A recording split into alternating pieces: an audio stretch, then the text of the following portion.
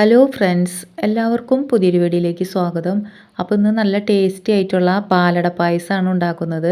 അപ്പോൾ ഇതിനുള്ള അട നമുക്ക് എളുപ്പത്തിൽ തന്നെ വീട്ടിൽ തയ്യാറാക്കി എടുക്കാവുന്നതാണ്. കടയിൽ നിന്ന് മേടിക്കുന്ന പാക്കറ്റ് അടയാണെങ്കിൽ അത് തിളച്ച വെള്ളത്തിലിട്ട് വേവിച്ചെടുത്താൽ മതി. ആദ്യം തന്നെ അട തയ്യാറാക്കി എടുക്കാം. അപ്പോൾ അതിന് വേണ്ടിയിട്ട് 3 ടീസ്പൂൺ അരിപ്പൊടി എടുത്തിട്ടുണ്ട്. ടീസ്പൂണിൽ നിറച്ച അരിപ്പൊടി എടുത്തിട്ടുണ്ട്. 1/2 ടീസ്പൂൺ നെയ്യും കൂടി ഇതിൽ ചേർത്ത് കൊടുത്തിട്ട് നന്നായി മിക്സ് ആക്കിയിട്ടെടുക്കാം. ഇതിലേക്ക് ഒരു നുള്ളു ഉപ്പും 1/2 ടീസ്പൂൺ പഞ്ചസാരയും ചേർത്തിട്ട് ഒന്നും കൂടി ഒന്ന് മിക്സ് ആക്കിയിട്ടെടുക്കാം. ഇനി ഇതിലേക്ക് കുറേശ്ശെ വെള്ളം ഒഴിച്ചിട്ട് ഒന്ന് കലക്കിയെടുക്കാം. ഇത് കട്ടകളില്ലാതെ കലക്കിയെടുക്കണം. ഇതേപോലെ തിക്കായിട്ടുള്ള ബാറ്ററാണ് നമുക്ക് വേണ്ടത്. ഇനി ഒരു പ്ലേറ്റിൽ നെയ്യ് പുരട്ടി 2 ടീസ്പൂൺ അരിപ്പൊടി കലക്കിയത് ഇതിൽ ഒഴിച്ച് എല്ലാ ഭാഗത്തേക്കും ആക്കിയത് ആവിയിൽ വേവിച്ചെടുക്കാം. ഇതൊരു 4 മിനിറ്റ് കൊണ്ട് തന്നെ നമുക്ക് വെന്ത് കിട്ടും. ഇപ്പോൾ ഇത് വെന്തിട്ടുണ്ട്. ഇനി ഇതെടുത്ത് മാറ്റി വയ്ക്കാം.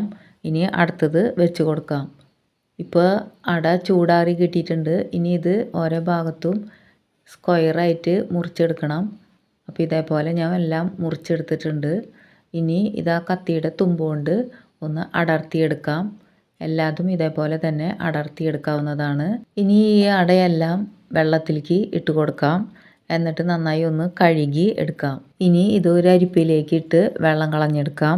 അപ്പോൾ പാലടയുടെ അട വളരെ ചെറിയ ചെറിയ അടയായിട്ടാണ് ഇരിക്കുക. അപ്പോൾ അതിന് വേണ്ടിയിട്ട് ഇതേപോലെ ഒരു കയ്യിലെടുത്തിട്ട് അതിലേക്ക് ഒന്ന് ഉരസി കൊടുക്കുക. അപ്പോൾ ഇത് ഇതേപോലെ പൊടി പൊടിയായിട്ട് കിട്ടും. നമ്മളിവിടെ അട എത്ര എളുപ്പത്തിലാണ് തയ്യാറാക്കിയെടുത്തത്. ഇനി ഒരു ചട്ടി വെച്ച് കൊടുക്കാം. നല്ല കട്ടിയുള്ള ഒരു ചട്ടിയാണ് വേണ്ടത്. അടി പിടിക്കാത്ത രീതിയിലുള്ള ഒരു ചട്ടിയാണ് നമുക്ക് വേണ്ടത്.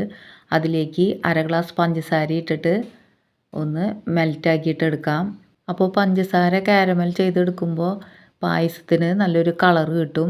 നല്ല ഡാർക്ക് കളർ വേണമെന്നുണ്ടെങ്കിൽ പഞ്ചസാര കുറച്ചും കൂടി ഒന്ന് ഡാർക്ക് ആക്കി എടുക്കണം. ഞാനിവിടെ ചെറിയൊരു ഗോൾഡൻ കളർ ആക്കണുള്ളൂ. ഇപ്പോൾ പഞ്ചസാര എല്ലാം മെൽറ്റായിട്ട് വന്നിട്ടുണ്ട്. ഇനി ഇതിലേക്ക് ഞാൻ ചൂടുള്ള പാലാണ് ചേർത്ത് കൊടുക്കുന്നത്. തണുത്ത പാൽ ഒഴിച്ചിട്ടുണ്ടെങ്കിൽ മേത്തേക്ക് ഇങ്ങനെ പൊട്ടിത്തെറിക്കും. ഇപ്പോൾ പഞ്ചസാര നല്ല ഗോൾഡൻ കളറായി വന്നിട്ടുണ്ട്. അപ്പോൾ ഞാൻ ചൂടാക്കിയ പാലാണ് ഇവിടെ ഒഴിച്ച് കൊടുക്കുന്നത്. അപ്പോൾ ചെറുതായി ഇതൊന്ന് കട്ട പിടിച്ചാലും പെട്ടെന്ന് തന്നെ അത് മെൽറ്റായി വന്നോളും. ഇപ്പോൾ ഇത് കട്ടയായിട്ടിരിക്കുന്നുണ്ട്. ഇനി ഇത് കുറച്ച് കഴിയുമ്പോൾ തന്നെ ഇത് മെൽറ്റായിക്കോളും. ഇതിൽ 1/4 ഗ്ലാസ് വെള്ളം കൂടി ഞാൻ ഒഴിച്ച് കൊടുത്തിട്ടുണ്ട്. ഇനി ഇതിൻ്റെ കൂടെ 1/2 ഗ്ലാസ് പഞ്ചസാരയും കൂടിയും ചേർത്ത് കൊടുക്കുന്നുണ്ട്. ഞാനിവിടെ 1 ലിറ്റർ പാലാണ് എടുത്തിട്ടുള്ളത്. ഇനി ഇത് നമുക്ക് ചൂടാക്കിയെടുക്കാം. അടിയിൽ പിടിക്കാണ്ടിരിക്കാൻ ഇതിങ്ങനെ ഇടയ്ക്കൊന്ന് ഇളക്കിയിട്ട് കൊടുക്കണം. ഇപ്പോൾ ഇതിൽ ഞാൻ ഒരു 2 ടേബിൾ സ്പൂൺ പഞ്ചസാരയും കൂടിയും ചേർത്ത് കൊടുത്തിട്ടുണ്ട്. മധുരം കൂടുതൽ വേണമെന്നുണ്ടെങ്കിൽ കൂടുതൽ ചേർത്ത് കൊടുക്കാവുന്നതാണ്. ഇനി ഇത് നന്നായി ഇളക്കി കൊടുക്കാം. ഇനി ഈ പാല് കുറച്ചൊന്ന് വറ്റി വരുന്ന സമയം കൊണ്ട് നമുക്ക് ഒരു പാൻ അടുപ്പത്തേക്ക് വെച്ചിട്ട് അതിലേക്ക് കുറച്ച് നെയ്യ് ഇട്ട് കൊടുക്കാം. നെയ്യ് ചൂടായി വരുമ്പോൾ നമ്മളിവിടെ തയ്യാറാക്കി വെച്ചിട്ടുള്ള അട ചേർത്ത് കൊടുക്കാം. 2 ഗ്ലാസ് അട ഇവിടെ ചേർത്ത് കൊടുത്ത് നന്നായി നെയ്യിൽ വഴറ്റിയെടുത്തിട്ടുണ്ട്. നന്നായി വഴറ്റിയതിന് ശേഷം നമുക്കിത് ഈ പാലിലേക്ക് ചേർത്ത് കൊടുത്ത് നന്നായി ഒന്ന് ഇളക്കി കൊടുക്കാം. ഇപ്പോൾ ഞാൻ കുറച്ച് ഫ്ലെയിം ഒന്ന് കൂട്ടി വെച്ചിട്ടുണ്ട്. ഇനി ഇതൊന്ന് തിളച്ച് കുറുതായി വരുന്ന വരെ ഒന്ന് ഇളക്കി കൊടുക്കണം. ഇപ്പോൾ പാലെല്ലാം നന്നായി തിളച്ച് വന്നിട്ടുണ്ട്. ഇതിങ്ങി കുറുതായിട്ട് വരണം. നമുക്ക് എത്രത്തോളം തിക്കായിട്ടുള്ള പായസമാണ് വേണ്ടതെന്നുണ്ടെങ്കിൽ ആ തിക്കനുസരിച്ചിട്ട് നമുക്ക് എടുക്കാവുന്നതാണ്. ഇപ്പോൾ പായസമെല്ലാം നല്ല തിക്കായിട്ട് വന്നിട്ടുണ്ട്.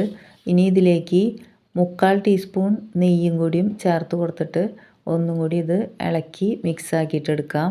ഇപ്പോൾ നെയ്യെല്ലാം നന്നായി മിക്സ് ആക്കി എടുത്തിട്ടുണ്ട്. ഇനി ഇത് അടുപ്പിൽ നിന്ന് നമുക്ക് ഇറക്കി വയ്ക്കാം. അപ്പോൾ നല്ല ടേസ്റ്റുള്ള പാലട പായസം ഇവിടെ റെഡി ആയിട്ടുണ്ട്.